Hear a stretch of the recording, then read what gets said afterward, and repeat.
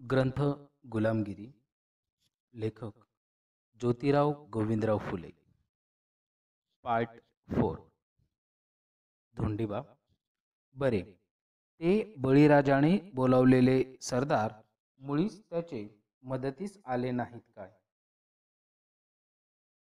ज्योतिबा म्हणतात, मागाहून ते कित्येक लहान सहान क्षेत्रपतींसहित आपापल्या फौजा घेऊन आश्विन शुद्ध चतुर्दशीस बाणासुरास घेऊन मिळतात. बळीच्या राज्यातील एकंदर सर्व विप्रांनी आपले जीव घेऊन वामनाकडेच पडून गेले.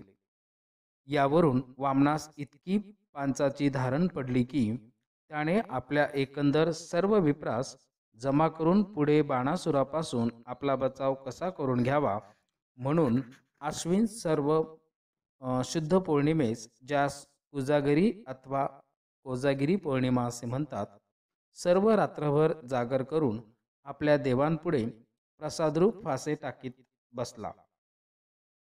नंतर त्याने दुसरे दिवशी आपल्या बायका मुलांसहित सर्व फौज बरोबर घेऊन आपल्या मुलुखाच्या हद्दीवर येऊन बाणासुराची वाट पाहत बसला. धोंडीबा म्हणतात, नंतर बाणासुराने काय केले? ज्योतिबा म्हणतात, नंतर बाणासुराने वामनावर एकदम हल्ला करून त्याचा अगदी मोड करून त्याजवळचे सर्व लुटून घेतले. नंतर त्यास त्यांच्या सर्व लोकांसहित प्रथमतः त्याने आपल्या मुलुखातून जर्जर करून हिमालय पर्वतावर हाकलून दिले. नंतर त्याने त्या पर्वताच्या पायथी तळ देऊन वामनास दाण्यास इतका महाग केला की त्याचे बहुतेक लोक केवळ उपासाने मरू लागले. वास्तव वामनाचा अवतार त्या काळजीने तेथेच संपला, म्हणजे वामन मरण पावला. त्यावरून बाणासुराचे लोकास मोठा आनंद होऊन ते असे म्हणाले की वामन ही विप्रांपैकी एक मोठी उपाधी होती, ती नाहीशी झाल्याने आपली पीडा दूर झाली. तेव्हापासून विप्रास उपाधी म्हणण्याची वहिवाट पडली असावी असा तर्क निघतो. पुढे त्या उपाध्यांनी आपापल्या बिराडी एकंदर सर्व आपल्या रणात पडलेल्या आप्तांच्या नावाने चिता, म्हणजे ज्यास हल्ली होळी आपण असे म्हणतो, पेटवून त्यांच्या उत्तर क्रिया केल्या. कारण त्यांच्यामध्ये पूर्वीपासून मेल्या मनुष्याचे धडास जाळण्याची वहिवाट सापडते. त्याचप्रमाणे तेथील सर्व बाणासुराहित क्षत्रियांनी आपापल्या रणात पडलेल्या आप्तांच्या नावाने फाल्गुन वद्य प्रतिपदेस वीर बनून हातात नागव्या तरवारी देऊन मोठ्या आनंदाने नाचून त्यास मान दिला. कारण क्षत्रिय लोकात मेल्या मनुष्याचे धडास पुरण्याची बहुत दिवसापासून वहिवाट सापडते. शेवटी बाणासुराने अखेरीस त्या उपाध्यांचे रक्षणाकरिता काही लोक तेथे ठेवून बाकी सर्व सरदारास बरोबर घेऊन आपल्या मुख्य राजधानीत येऊन जो काय आनंद केला तो सर्व येथे वर्णू गेल्यास ग्रंथविस्तार फार होईल. या भयास्तव त्यातील सारांश मात्र देतो. त्याने आपल्या सर्व धनाची मौजदात करून आश्विन वद्य त्रयोदशीस त्याची पूजा केली. त्याने वद्य चतुर्दशीस आणि वद्य अमावस्येस आपल्या सर्व सरदारास उत्तम प्रकारे खाणे देऊन मौजा मारल्या. नंतर कार्तिक शुद्ध प्रतिपदेस आपला कित्येक सरदारास त्याच्या योग्यतेप्रमाणे देणग्या देऊन यास आपापल्या मुलुखी जाऊन कामावर हजर राहण्याचा हुकूम दिला. यावरून येथील एकंदर सर्व आबालवृद्ध स्त्रियास जो काय आनंद झाला की त्यांनी कार्तिक शुद्ध द्वितीयेस आपापल्या बांधवास यथाशक्ती भोजन घालून तृप्त केल्यानंतर त्यांनी त्यास ओवाळून इडा पिडा जावो आणि बळीचे राज्य येवो अशी त्या येणाऱ्या बळीची आठवण दिली. त्या वेळेपासून आज दिवस पावेतो दरवर्षी दीपावळीत भाऊबीजेस क्षत्रियांच्या कन्या आपापल्या बांधवास येणाऱ्या बळीच्या आठवणीशिवाय दुसरा आशीर्वाद देत नाहीत. परंतु उपाध्यांच्या कुळात अशा तऱ्हेची आठवण देण्याची वहिवाट मात्र मुळीच सापडत नाही. धोंडीबा म्हणतात, तर मग आदिनारायणाने बळीस पाताळी घालण्याकरिता वामनाचा अवतार घेतला. त्या वामनाने भिकाऱ्याचे सोंग घेऊन बळीराजास फसवून त्यापासून 3 पावले पृथ्वी मागून घेतली.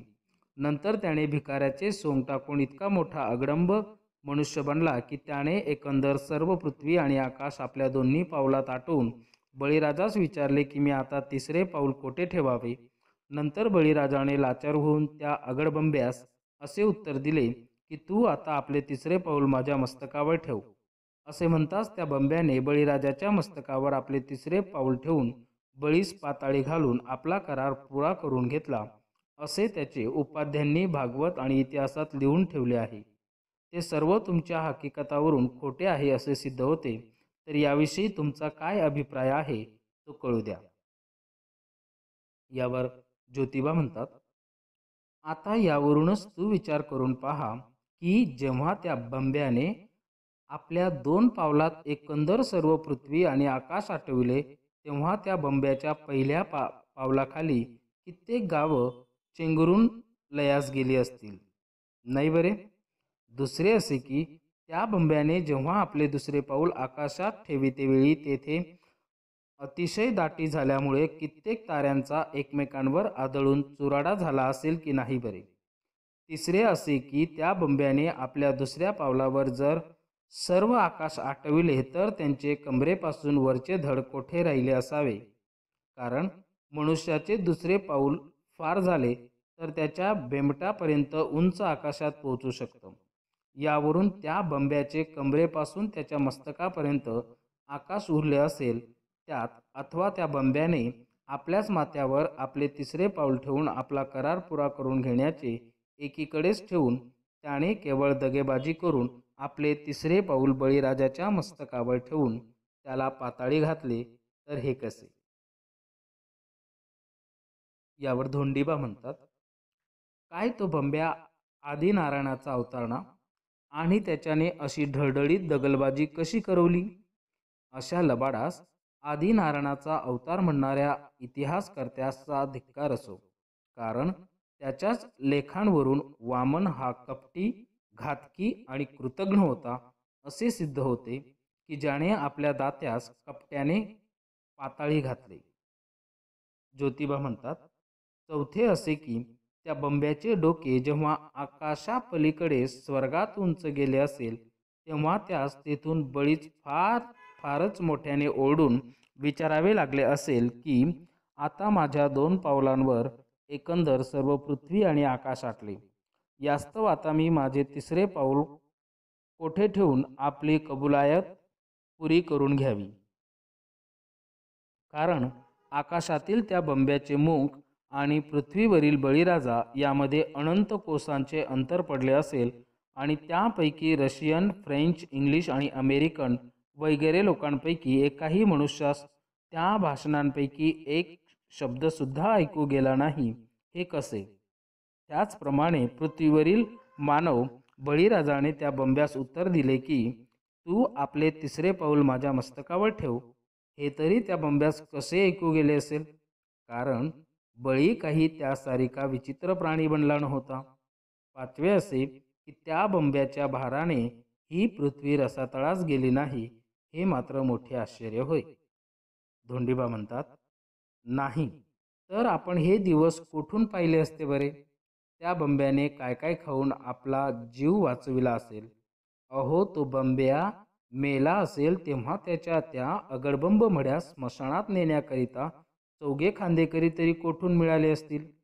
कदाचित त्यास जागच्या जागीच लाकडे रचून जाळले असेल म्हणावे, तर त्यास जाळण्यापुरती लाकडे किंवा गवऱ्या तरी कोठून मिळाल्या असतील बरे?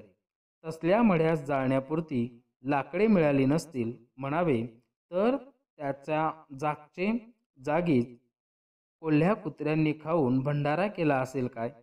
सारांश, भागवत वगैरे सर्व ग्रंथांवरून जर सदरी लिहिलेल्या शंकांचे निवारण होत नाही तर उपाध्यांनी मागाहून संधी पाहून एकंदर सर्व मूळच्या दंतकथावरून हे सर्व ग्रंथ केले असावेत असे सिद्ध होते.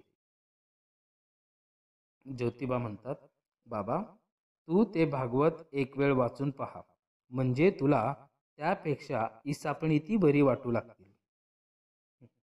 भाग 7. ब्रह्मा ताडपत्रावर लिहिण्याची चाल, जादूमंत्र, सुसंस्कृताचे मूळ, अटक नदीचे पलीकडे जाण्याची बंदी, पूर्वी घोडी वगैरे जनावरे ब्राह्मण लोक खात होते, भेट, राक्षस, यज्ञ, बाणासुरांचे मरण, परवारी, सुतांचे पाष्टींचे चिन्ह, बीजमंत्र, महार, शूद्र, कुळकर्णी, कुळंबी, कुणबीन, शूद्रांचा द्वेष, सोवळे धर्मशास्त्र, म्हणू, भट पंतोजींचे शिक्षण, मोठा भयंकर परिणाम, प्रजापतींचे मरण, ब्राह्मण इत्यादिकांविषयी आहे. धोंडीबा म्हणतात, वामन मेल्यामागे उपाध्यांचा कोण अधिकारी झाला? ज्योतिबा म्हणतात, या प्रसंगी थोर कुलीन अधिकारी नेमण्याची सवड झाली नाही. सबब ब्रह्मा या नावाचा एक पटाईत कारकून होता. तो सर्व राज्यकारभार चालवू लागला. तो मोठा कल्पनेबाज व जशी वेळ पडेल तसे वागून आपला मतलब साधणारा होता. त्याच्या बोलण्यात काळी मात्र विश्वास नसे, म्हणून त्यास चार तोंडाचा ब्रह्म्या म्हणण्याचा प्रचार पडला असावा. सारांश, तो अतिशय दक्ष, हट्टी, धूर्त, धाडस आणि निर्दयी होता. धोंडीबा म्हणतात, ब्रह्म्याने प्रथम काय काय काय केले? ज्योतिबा म्हणतात, ब्रह्म्याने प्रथम ताडपत्रांवर खिळ्याने उकरून लिहिण्याची युक्ती काढून व त्यास जे काही इराणी जादूमंत्र व त्या काही भाकड दंतकथा पाठ होत्या त्यापैकी कित्येक गोष्टी त्यात सामील करून त्या सर्वांचे त्याने त्यावेळच्या सर्वकृत ज्याचा अपभ्रंश संस्कृत चालू भाषेत आताच्या फारशी बैतीसारखी लहान लहान कवणे करून त्या सर्वांचा सार ताडपत्रांवरून टिपून ठेविला.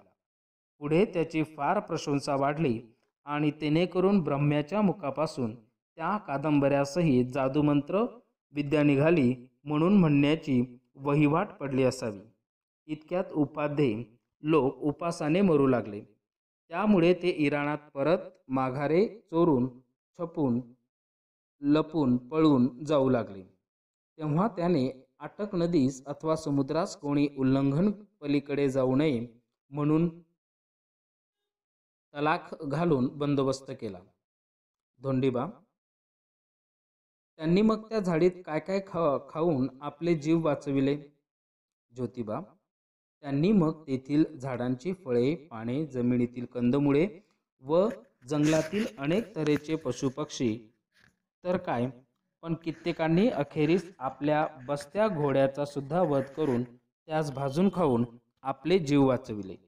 यामुळे त्याचवरचे रक्षक त्यास भ्रष्ट म्हणू लागले. पुढे रक्षक शब्दाचा अपभ्रंश राक्षस आणि भ्रष्ट या शब्दाचा अपभ्रंश भट झाला. नंतर त्या भटांनी अशा अडचणीत पडल्यामुळे नाना तऱ्हेच्या प्राणीमात्रांचे मांस खाल्ले व त्यांची त्यास लाज वाटू लागल्यामुळे त्यांनी ते खाण्याची बंदी करण्याचे प्रयत्न केले असतील खरे, परंतु त्यातून कित्येक भटास मांस खाण्याची रुची लागलेली सवय सुटेना. त्यांनी काही काळानंतर संधी पाहून त्या नीच कर्माचा दोष छपवण्याकरिता पशूंचा वध करून त्याचे मांस खाण्यामध्ये अगाध पुण्य आहे म्हणून त्या पशूंचे वधास पशुयज्ञ, अश्वमेध वगैरे प्रतिष्ठित नावे देऊन ती ग्रंथी दाखल केली. धोंडीबा म्हणतात, नंतर ब्रह्म्याने काय केले?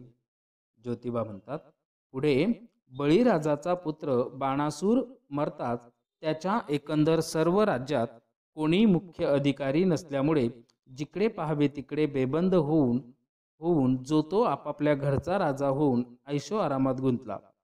अशी संधी पाहून ह्याने आपल्याबरोबर त्या सर्व बुभुक्षित भट परिवारास, ज्याचा अपभ्रंश हल्ली परिवारी होय, घेऊन त्याने राक्षसाच रक्षकांवर एकाएकी रात्री घालून त्यांचा अगदी मोड केला. नंतर त्याने बाणासुराच्या राज्यात शिरण्याचे पूर्वी असा विचार केला, पुढे कदाचित न जाणो आपल्यावर एखादे संकट येऊन आपली सर्वांची दाणादाण झाल्यास पुन्हा आपण आपल्या परिवारातील एकमेकास ओळखून काढिता यावे म्हणून ब्रह्म्याने एकंदर सर्व आपल्या परिवारी लोकांच्या गळ्यात एक एक पांढऱ्या सुताच्या पोष्टीचे जातीसूचक चिन्ह म्हणजे ज्यास हल्ली ब्रह्मसूत्र म्हणतात ते घालून त्या प्रत्येकास एक जातीबोधक बीजमंत्र म्हणजे त्यास हल्ली गायत्री म्हणतात. ती शिकून पुढे त्याचवर कसाही प्रसंग गुजरला तथापि त्यांनी तो मंत्र क्षत्रियास सांगू नये म्हणून तलाक मारून टाकली. यावरून भट लोक आपापल्या परिवारातील एकमेक सहज ओळखून काढू लागेल. धोंडीबा म्हणतात, यानंतर ब्रह्म्याने काय केले? ज्योतिबा म्हणतात, नंतर ब्रह्म्याने त्या आपापल्या सर्व परिवारी भटास घेऊन बाणासुराच्या राज्यात शिरला आणि त्याने त्यातील कित्येक लहान मोठ्या सरदारांचा मोड करून बहुतेक क्षेत्र आपल्या हस्तगत करून घेताच त्यापैकी रणांगणी कंबरा बांधून लढणाऱ्या महाअरी म्हणजे हल्लीच्या ज्याचा अपभ्रंश महार होय क्षत्रियांविषयी शिवाय जे लोक त्याच्या तावडीत सापडले होते तेवढ्यांचे मात्र त्याने सर्व हरण करून त्या सर्वात केवळ सत्तेच्या मदाने क्षुद्र लोक ज्याचा अपभ्रंश क्षुद्र होय मानून आपले दास केले. त्यातून कित्येकास आपल्या लोकांच्या घरोघर सेवा चाकऱ्या करण्याकरिता वाटून दिले. बाकी राहिलेल्या काम करून घेऊन त्यांचे पोटापुरते अन्न देण्याची वहिवाट घातली. यावरून त्या कामगाराचे नाव कुळेकर्णी पडले, ज्याचा अपभ्रंश कुळकर्णी होय. त्याचप्रमाणे या शूद्र कुळांची नावे कुळवाडी अशी पडली, ज्याचा अपभ्रंश कुळंबी अथवा कुणबी होय.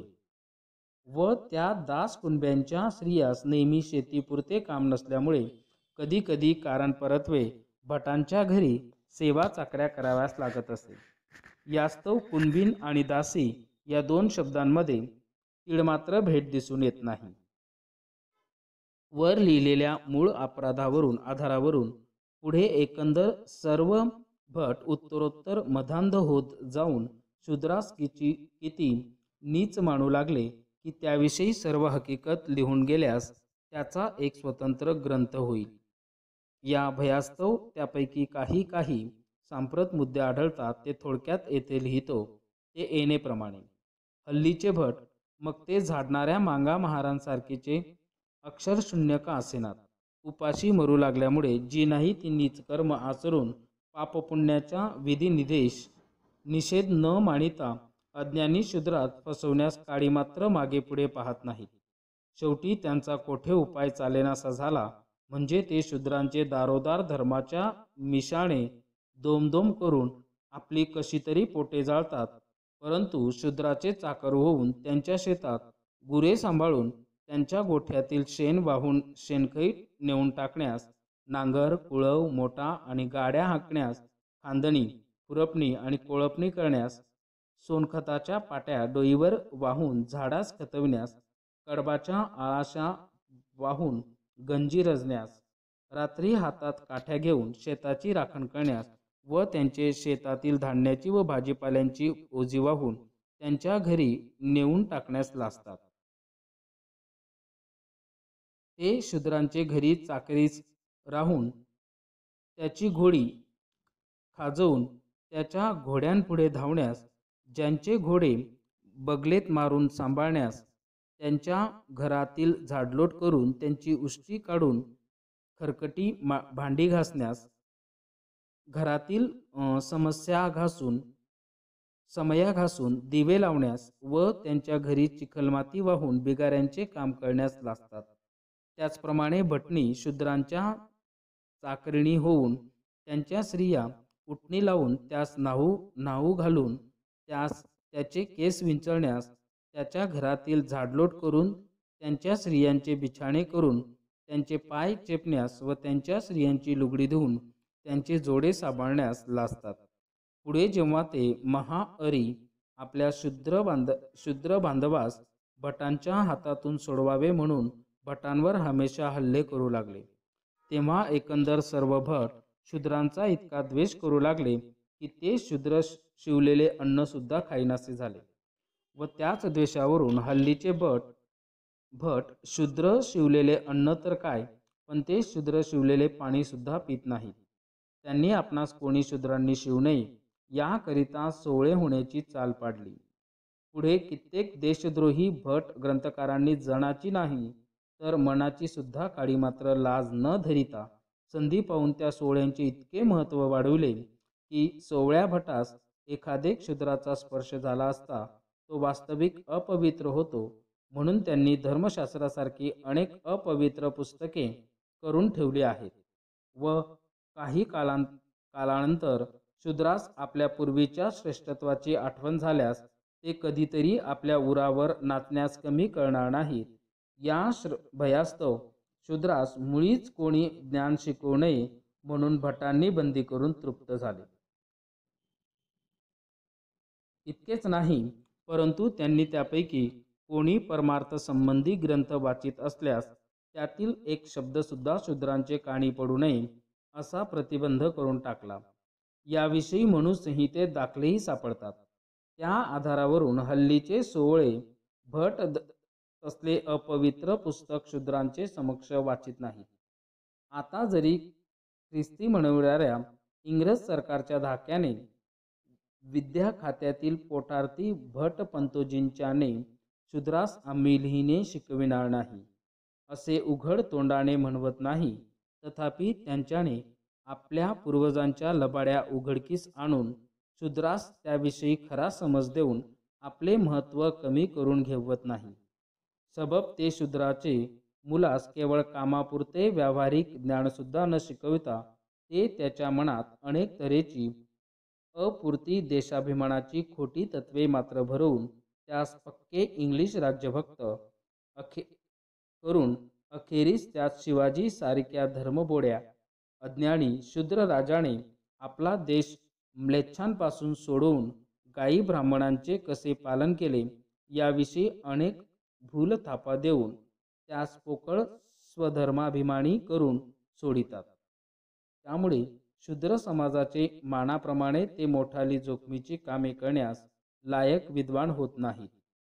एकंदर सवखात्यात भटांची गर्दी होऊन ते शूद्रांवर इतक्या सफाईने जुलूम करीतात की त्याविषयी यथासांग हकीकत लिहू गेल्यास कलकत्त्यातील नीळ पिकवणाऱ्या इंग्लिश लोकांचे जुलूम खंडित नवाटके सुद्धा भरणार नाहीत.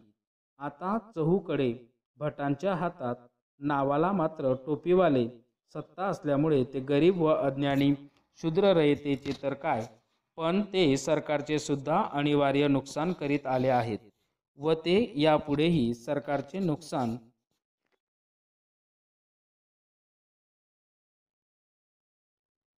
करणार नाहीत असे कोणाच्याने म्हणवणार नाही. याविषयी आमच्या शहाण्या सरकारास माहिती असून ते आंधळ्यांचे सोंग घेऊन केवळ भटांच्या खांद्यावर हात ठेवून त्यांच्या धोरणाने वागते. यास्तव यापासून अखेरीस मोठा भयंकर परिणाम होईल यात तीळमात्र संशय नाही. सारांश: ब्रह्म्याने येथील मूळच्या क्षेत्रवासी लोकास दास केल्यानंतर तो गर्वाने इतका फुगला होता की महाअरींनी त्याचे नाव थट्टेने प्रजापती असे पाडले होते असा तर्क निघतो. परंतु ब्रह्मा मेल्यावर आर्य लोकांच्या मूळच्या भट नावाचा लोप होत जाऊन त्याचे नाव ब्राह्मण असे पडले. भाग 8. परशुराम मातृवध 21व्या दैत्य खंडेरावाने रावणाचा आश्रय घेतला. 9 खंडाची जाणई, 7 आसरा, महारांच्या गळ्यातील काळा दोरा, अतिशूद्र अंत्यज, मांग, चांडाळ, महारास जिवंत पायांमध्ये दडपणे, ब्राह्मणात पाट लावण्याची बंदी, क्षत्रिय अर्भकांचा वध, प्रभू, रामोशी, जिनगर वगैरे लोक. परशुरामाचा पराभव झाल्यामुळे त्याने आपला जीव दिला आणि चिरंजीव परशुराम यास आमंत्रण इत्यादिकांविषयी. धोंडीबा: प्रजापती मेल्यावर ब्राह्मणांचा अधिकारी कोण झाला? ज्योतिबा म्हणतात परशुराम. धोंडीबा: परशुराम स्वभावाने कसा होता? ज्योतिबा: परशुराम स्वभावाने पुंड, साहसी, नष्ट, निर्दय, मूर्ख आणि अधम होता. तो आपल्या जन्म देणाऱ्या रेणुकेचे शिर उडविण्यास काडी मात्र भ्याला नाही. तो शरीराने फार बळकट असून मोठा तीरंदाज असे. त्याच्या अंमलात काय झाले? ज्योतिबा म्हणतात प्रजापती मरताच बाकीच्या उरलेल्या महाअरींनी ब्राह्मणांच्या हाती सापडलेल्या आपल्या बांधवास ब्राह्मणाच्या दास्यत्वापासून सोडवण्यासाठी परशुरामाची 21 वेळा इतके निकराने लढाया केल्या की त्यांचे अखेरीस दुर्दैवी म्हणून नाव पडले व त्या शब्दाचा पुढे अपभ्रंश दैत्य झाला. तेव्हा परशुरामाने एकंदर सर्व महाहरींचा मोड केला. तेव्हा त्यातून कित्येक महावीरांनी निराश होऊन आपल्या स्नेह्यांच्या मुलुखात जाऊन आपले शेवटचे दिवस काढिले. म्हणजे जेजुरीच्या खंडेरावाने जसा रावणाचा आश्रय केला त्याचप्रमाणे 9 खंडांचे न्यायी व 7 आश्रय या सर्वांनी तळकोकणात जाऊन तेथे लपून आपले शेवटचे दिवस काढले. त्यावरून ब्राह्मणांनी केवळ धिक्काराने 9 खंडांचा जो न्यायी त्याचे श्रीवाचक निंद्य नाव 9 खंची जाणाई व 7 आश्रयांचे 7 आसरा पाडिले. बाकी जेवढे महाहरी परशुरामाने रणांगणी कैदी केले तेवढ्यापासून परशुरामाने त्यांनी कधी पुन्हा ब्राह्मणांवर कमरा बांधू नयेत म्हणून क्रियाभाग घेऊन एकंदर सर्वांच्या गळ्यात एक काळ्या सुताचे दोऱ्याचे चिन्ह, त्याचप्रमाणे भराड्याचे पुंगीस व वाघ्याचे भरांडीस काळा दोरा आहे तो पहा घालून त्यांचे शूद्र बांधवांनीसुद्धा त्यांना स्पर्श करू नये म्हणून प्रतिबंध केला. नंतर परशुरामाने त्या महाहरी क्षत्रियास अतिशूद्र, महार, अंतेज, मांग आणि चांडाळ म्हणण्याचा प्रचार घालून त्यास एकी पीडा देण्याची वहिवाट घातली की तिला या जगात दुसरी तोडच सापडणे नाही. उदाहरणार्थ, या निर्दयाने महार मांग लोकांचा सूड उडविण्याच्या हेतूने आपल्या लोकांचे मोठमोठ्या इमारतींच्या पायामध्ये कित्येक मागास त्याचे स्त्रियांसह उभे करून त्यांची केविलवाणी ओरडण्याची कोणास दया येईल याकरिता त्यांचे तोंडात तेल आणि शेंदूर ओतून त्यास जिवंतच त्या पायामध्ये दडपण्याची वहिवाट घातली. ती अति क्रूर चाल मुसलमानांचे जसजसे प्राबल्य होत चालले तसतशी आपोआप बंद झाली. परंतु इकडे महाहरींशी लढता लढता परशुरामाचे इतके लोक मारले गेले की ब्राह्मणांपेक्षा ब्राह्मण विधवांचा भरणा अधिक वाढला. त्याची नीटरीतीने कशी व्यवस्था ठेवावी याची मोठी पंचाईत येऊन पडली. शेवटी ब्राह्मण स्त्रियांचा पुनर्विवाह अगदीच बंद केला तेव्हा थोडेसे लागी लागल्यासारखे झाले.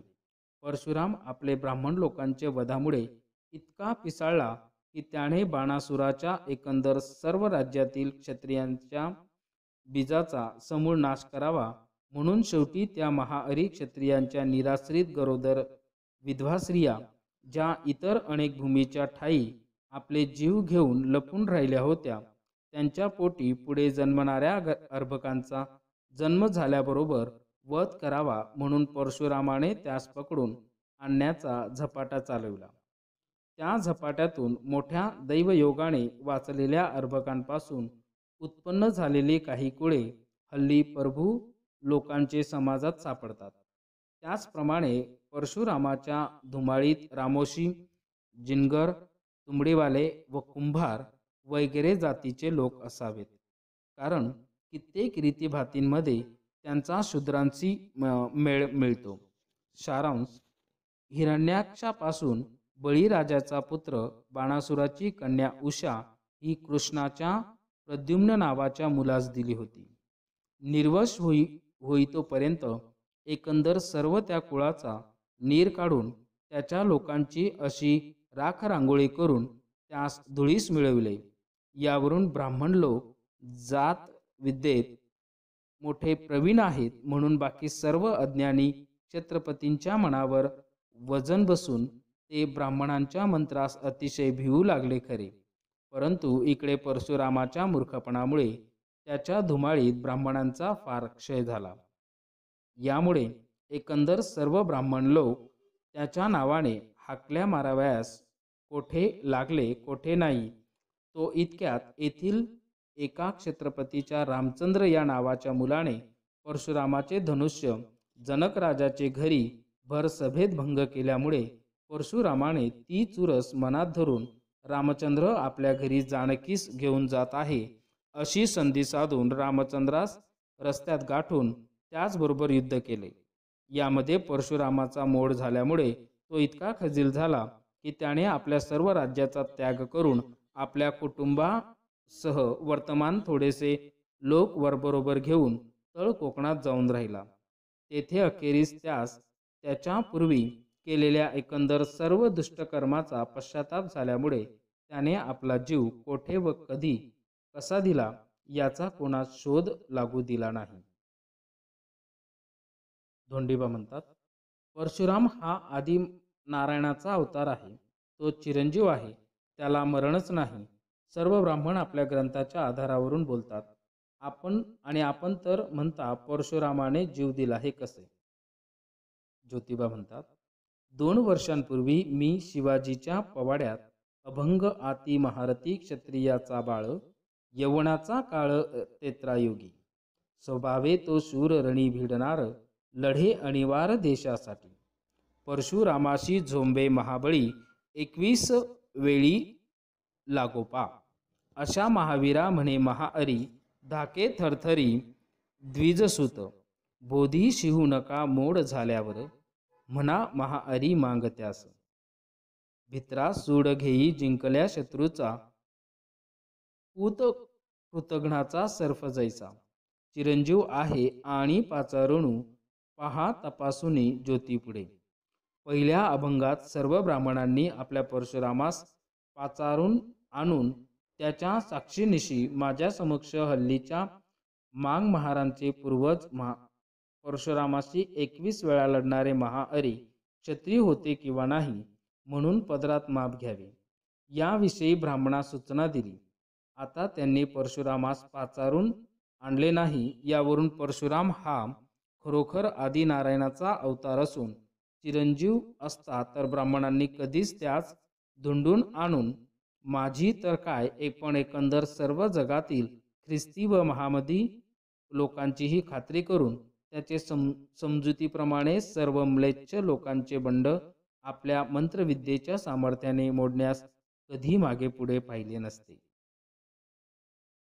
धोंडीबा म्हणतात, माझ्या मते आपण स्वतः पुन्हा एकदा परशुरामास बोलावून पहा. तो खरोखरी जिवंत असल्यास तुमच्या बोलण्याने खचित होईल. कारण हल्लीचे ब्राह्मण जरी आपल्यास कितीही विविध ज्ञानी झालो आहोत असे म्हणावेत, तथापि ते परशुरामाच्या मते भ्रष्टच म्हटले पाहिजे. याच विषयी प्रमाण आतांशा कित्येकांनी शास्त्रविधीपूर्वक कारली खाण्याचा धिक्कार करून शास्त्रनिषेध माळ्यांची गाजरे खाण्याचा झपाटा चोरून चालविला आहे. ज्योतिबा म्हणतात, बर तसं का होईना.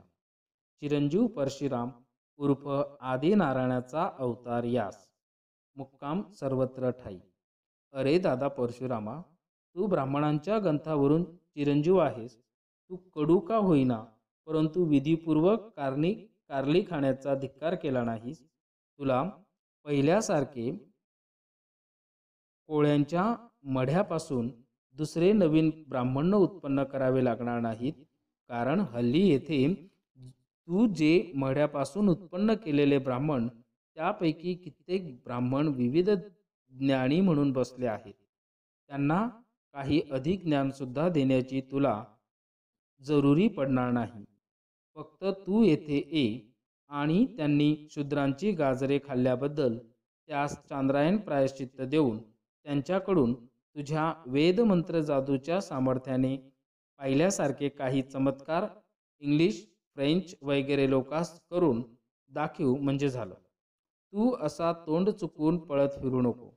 तू या नोटिशीच्या तारखेपासून 6 महिन्यांचे आत येऊन हजर झाल्यास मी तर काय पण एकंदर सर्व जगातील लोक तुला तू सर्वसाक्ष आदिनारायणाचा अवतार खास आहेस म्हणून मान देतील व तू तसे न केल्यास येथील महारमांग आमच्या म्हसोबाच्या पाठीस लपून बसलेल्या तुझ्या विविध ज्ञानी म्हणवणाऱ्या ब्राह्मण बच्चास ओढून आणून त्याची फटफजिती करण्यास कधी कमी करणार नाहीत आणि तेने करून त्यांच्या तुंतुण्याची तार तुटून त्याच्या झोळीत दगड पडल्याने त्यास विश्वामित्रासारिखे उपाशी मरू लागल्याने कुत्र्यांचे फरे अथवा पानशेंगा खाण्याचा प्रसंग आणू नको.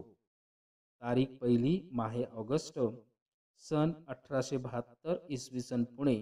जुनागंज घर नंबर 527. आपला खरेपणा पाहणारा ज्योतिराव गोविंदराव फुले. धन्यवाद मित्रहो.